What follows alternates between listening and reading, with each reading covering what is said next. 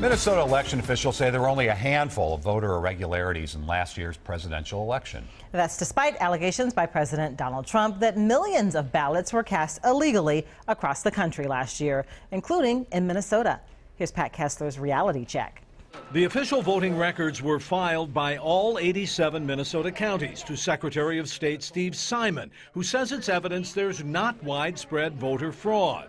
Nearly 3 million Minnesota votes cast, 18 cases of possible voter irregularities. So it sort of runs the gamut, but we're only talking about, a couple of handfuls or so of people out of a state of 3 million. Local prosecutors report 18 possible crimes in 12 Minnesota counties, mostly outside the Twin Cities. 14 are convicted felons who registered and voted. One was a non-U.S. citizen.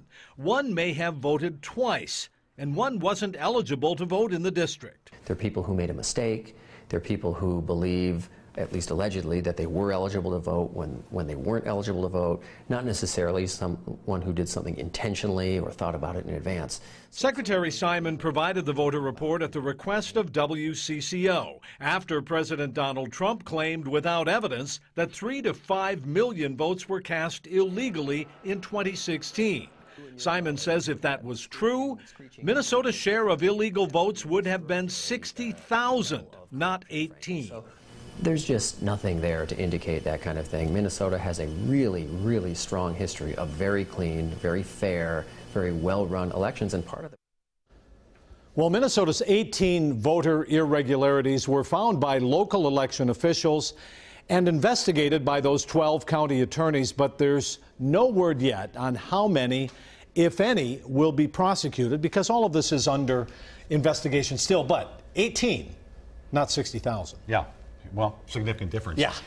Pat, I know that Minnesota's refusing to give the personal voter data to this Trump Election Commission. Where's that at right now? Yeah, there is some development with that. Minnesota was one of the first states refusing to cooperate with this Trump Voter Fraud Commission.